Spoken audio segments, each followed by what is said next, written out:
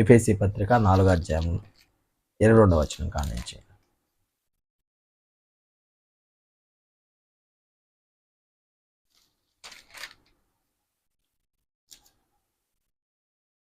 కావున మునుపటి ప్రవర్తన విషయంలో అయితే మోసకరమైన దురాశల వలన చెడుపు మీ ప్రాచ స్వభావం వదులుకొని మీ చిత్తవృత్తి యందు నూతనపరచబడిన వారై నీతియు యథార్థమైన భక్తియు గలవారై దేవుని పులుగ్గా సృష్టింపబడిన నవీన స్వభావమును ధరించుకునవలను.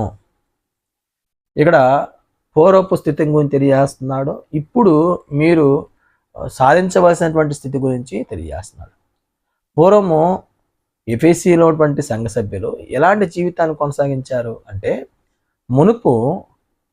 మునుపటి ప్రవర్తన విషయంలో అయితే మోసకరమైన దురాశల వలన చెడుపు మీ ప్రాచ స్వభావాలు వదులుకొని, అంటే మోసపూరితమైనటువంటి దురాశల చేత మీరు చెడిపోయారు.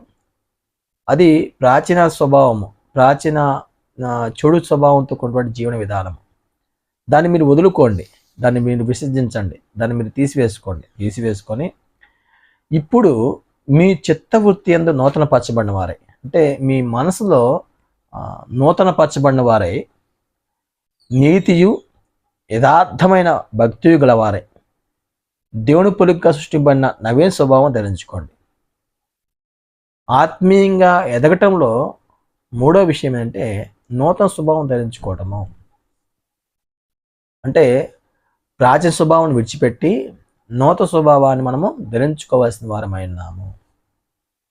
అందుకే నీతియు యథార్థమైన భక్తి ఉండాలి. అంటే క్రైస్తవ జీవితంలో నీతిగా బతకాలి, యథార్థమైన భక్తి ఉండాలి.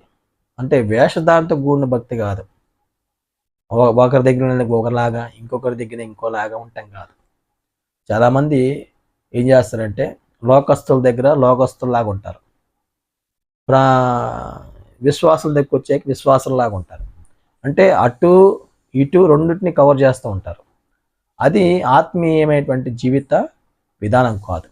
ఒక వ్యక్తి యథార్థంగా బతకాలి, యథార్థమైన భక్తిని కొనసాగించాలి. అలాగ కొనసాగించకుండా వేషధానంతో కూడిన భక్తిని నేను కలిగి ఉండాలనేటువంటి ఆలోచనతో ఉంటే దేవుడు చూడట్లేదా, దేవుడు కనపడడా, దేవుడు దాన్ని అంగీకరిస్తాడా? దానికి శిక్ష అనుభవించవలసిన ఆవశ్యకత ఉంది కదా. కాబట్టి ఎందుకు బతికితే ఆత్మీయంగా బతకాలి, ఆత్మ సంబంధంగా ఉన్నతంగా ఎదగాలి. అది దేవుణ్ణి సంతోషపెట్టుద్ది. దేవుడు మనకి క్షేమాన్ని ఇస్తాడు, ఆరోగ్యం ఇస్తాడు, దీవెనలు ఇస్తాడు. ఒకవేళ కానీ మనము యథార్థమైనటువంటి జీవితాన్ని కొనసాగించకపోతే దానివల్ల నష్టమే కదా మనకి. కాబట్టి ఒకసారి ఆలోచన చేద్దాం. ఇక్కడ పౌలు చాలా స్పష్టంగా చెబుతున్నాడు ఎఫెసీయుల సంఘ సభ్యులకి, మీరు ప్రాచీన స్వభావం విడిచిపెట్టండి, నూతన స్వభావం ధరించుకోండి. ఈరోజు మనకు కూడా ఒక వ్యక్తి ఆత్మీయంగా ఎదగట్లో మూల విషయం ఏంటంటే ప్రాచీన స్వభావం విడిచిపెట్టి ఆత్మీయమైనటువంటి నూతన స్వభావం ధరించుకోవాలి. ఏంటి నూతన స్వభావము? ప్రేమ, కనికరము, జాలి, దీర్ఘశాంతము, దయాలత్వము, ఆశ నిగ్రహము, సహనము, ఓర్పు, సమాధానము, విశ్వాసము, నీతి, పరిశుద్ధత, ఇవన్నీ కూడా నియమాలు. ఈ నియమాలని మనము మన జీవితంలో కలిగి ఉండాలి. ఈ నియమాలు అనుసరించి బ్రతకాలి. అది ఆత్మీయ అభివృద్ధికి మూల విషయమే ఉంటుంది. అందువల్ల ఇక్కడ మనం పరిశీలించినప్పుడు ఎఫెసీలో ఉన్నటువంటి సంఘ సభ్యులకు చాలా స్పష్టంగా చెబుతున్నాడు, నీతి యథార్థమైన భక్తి గలవారై దేవుని పొలుగ్గా సృష్టింపబడిన నవీన స్వభావాన్ని మీరు ధరించుకోండి అని చెబుతున్నాడు. ఈరోజు మనం కూడా నవీన స్వభావం ధరించుకున్న వారంగా ఉన్నామా? ప్రాచీన స్వభావం విడిచిపెట్టి నవీన స్వభావం ధరించుకున్న వారంగా ఉన్నామా? ఒకవేళ లేకపోతే అలా జీవించడానికి ప్రయత్నం చేద్దాం. ఇక వేషధారణతో కొన్ని భక్తి వద్దు, యథార్థమైన భక్తిని మనం కొనసాగిద్దాం, యథార్థతో కూడినటువంటి జీవితాన్ని కొనసాగిద్దాం. ఎందుకంటే మనము ఎంతకాలము ఈ చెడు స్వభావంతో బతుకుతాం, ఎంతకాలము చెడు లక్షణాలను కలిగి ఉంటాం. ఇంకా మన జీవితంలో మార్పు లేకపోతే, మారు మనసు పొందకపోతే ఏం లాభం? మారు మనసు లేకపోతే దేవుడు క్షమిస్తాడా? దేవుడు మహిమనిస్తాడా?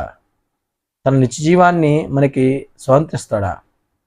ఒకసారి ఆలోచన చేద్దాం. అంటే దేవుడిని మోసం చేయాలన్నటువంటి ఆలోచన మనం చేయొద్దు. దేవుడికి అన్నీ తెలుసు. మనం చేసే ప్రతి పని మనం చేయకముందే ఆయనకు అన్నీ తెలుసు.